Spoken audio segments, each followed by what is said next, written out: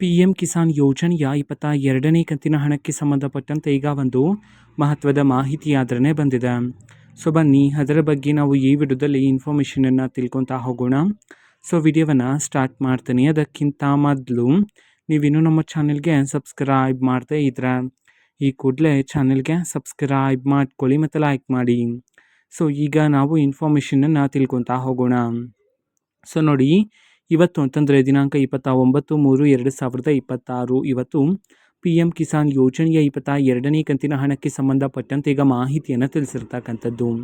ಇವತ್ತು ಯಾವ ಜಿಲ್ಲೆಗಳಲ್ಲಿನ ರೈತರ ಖಾತೆಗಾದರೆ PM ಕಿಸಾನ್ ಯೋಜನೆಯ 22ನೇ ಕಂತಿನ ಹಣವನ್ನು ಇವತ್ತು ಬಿಡುಗಡೆ ಮಾಡಲಾಗ್ತಿದೆ. ಈ ಒಂದು ಇನ್ಫಾರ್ಮೇಷನನ್ನು ನಾವು ತಿಳ್ಕೊಳೋದಾದ್ರೆ, ಇವತ್ತು ಕರ್ನಾಟಕದಲ್ಲಿರ್ತಕ್ಕಂತಹ 16 ಜಿಲ್ಲೆಗಳಲ್ಲಿನ ರೈತರ ಖಾತೆಗಾದರೆ ಇವತ್ತು PM ಕಿಸಾನ್ ಯೋಜನೆಯ 22ನೇ ಕಂತಿನ ಹಣವನ್ನು ಬಿಡುಗಡೆ ಮಾಡೋದಕ್ಕೆ ಸಂಬಂಧಪಟ್ಟಂತೆ ಮಾಹಿತಿಯನ್ನು ತಿಳಿಸಿರ್ತಕ್ಕಂಥದ್ದು.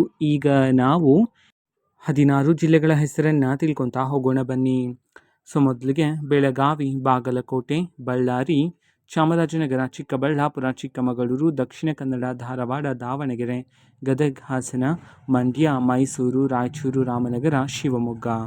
ಈ 16 ಜಿಲ್ಲೆಗಳಲ್ಲಿನ ರೈತರ ಖಾತೆಗಾದರೆ ಇವತ್ತು PM ಕಿಸಾನ್ ಯೋಜನೆಯ 22ನೇ ಕಂತಿನ ಹಣವನ್ನು ಬಿಡುಗಡೆ ಮಾಡಲಾಗ್ತಿದೆ ಅಂತ ಹೇಳಿ ಈಗ ಮಾಹಿತಿಯನ್ನು ತಿಳಿಸಿರ್ತಕ್ಕಂಥದ್ದು.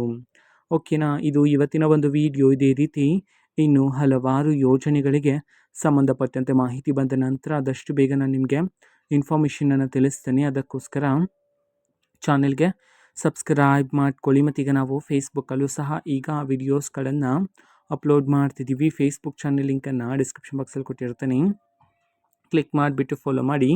ಓಕೆನಾ. So thank you, bye.